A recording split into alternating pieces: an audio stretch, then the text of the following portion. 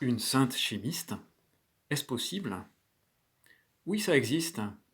C'est même officiel depuis le 18 mai 2019, il y a un an exactement, jour de la béatification de Guadalupe Ortiz de Landazuri. Guadalupe, c'est son prénom, était une laïque de l'Opus Dei qui a vécu au XXe siècle une vie bien remplie. Elle est née à Madrid en 1916. Elle est élevée par ses parents dans la foi chrétienne.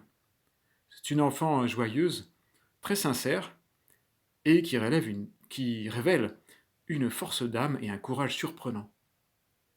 Et même une audace parfois déplacée.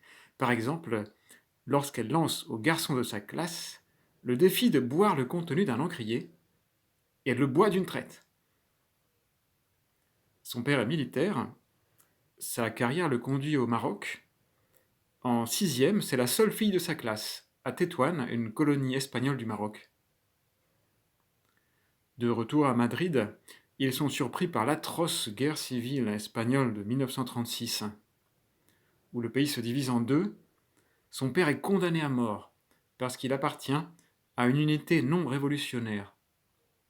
Il sera fusillé.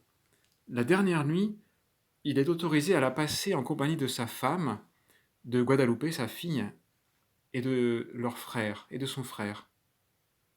Une nuit terrible, vous pouvez l'imaginer, où Guadalupe reste sereine et réconforte son père. Il meurt, bien sûr.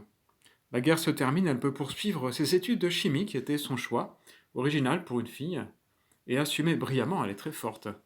Mais ça ne suffit pas. Elle est insatisfaite. Elle pense que Dieu l'appelle à quelque chose de plus. Et en assistant à la messe un dimanche de 1944, elle se sent touchée par la grâce de Dieu, sans pouvoir préciser ce dont il s'agit. En sortant de l'église, elle rencontre par hasard un ami et lui dit qu'elle aurait besoin de parler à un prêtre. Le garçon lui donne le numéro de téléphone de l'abbé José Maria Escriva. Le 25 janvier, elle se rend dans un centre de l'Opus Dei et fait la connaissance du futur Saint José Maria. Elle lui annonce d'emblée « Je crois que j'ai une vocation ». L'abbé Escriva lui répond avec délicatesse « Écoute, ça je ne peux pas te le dire. Mais si tu veux, je veux bien être ton directeur spirituel. » Et il lui fait découvrir la compatibilité entre la sainteté, grand idéal, et la vie ordinaire. Il lui explique qu'elle peut être une apôtre auprès de ses proches et de ses amis. Petit à petit, Guadalupe découvre l'esprit de l'Opus Dei, c'est-à-dire l'appel à aimer le Christ par-dessus tout, mais dans le travail et la vie ordinaire. Et voilà ce qu'elle cherchait. Alors quelques mois plus tard, elle demande à faire partie de l'œuvre. Guadalupe était donc numéraire, c'est-à-dire laïque, au milieu du monde, célibataire par vocation, appelée à une vie détachée des biens et donnée aux autres. Elle pousse sa carrière de chimiste jusqu'au doctorat. Mais il n'y a pas que la chimie dans la vie. Et la vocation est souvent une aventure imprévisible. Alors, elle fera beaucoup d'autres choses. Elle sera directrice de résidence d'étudiante. Saint José Maria lui demandera d'aller fonder l'Opus Dei au Mexique. La partie féminine de l'Opus Dei, elle est la première, une des premières à se rendre au Mexique. Après, il l'appelle auprès de lui dans son conseil à Rome pendant plusieurs années. Après, c'est Madrid à nouveau. Elle s'occupe de résidence, elle fonde un institut de formation. Sa vie est très remplie, elle est intelligente, efficace, elle s'occupe bien des personnes, elle a une bonne mémoire, elle est très attentive. Une sainte.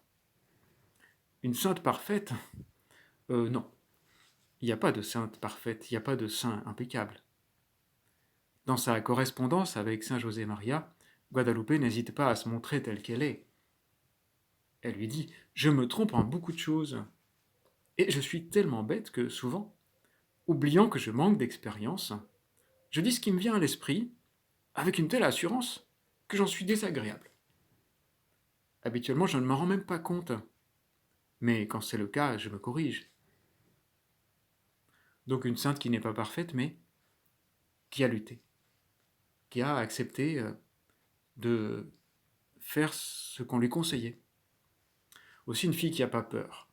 Le fait de ne pas avoir peur, c'est très important. Souvent, nous avons trop peur. Nous sommes un peu dans une civilisation de la peur.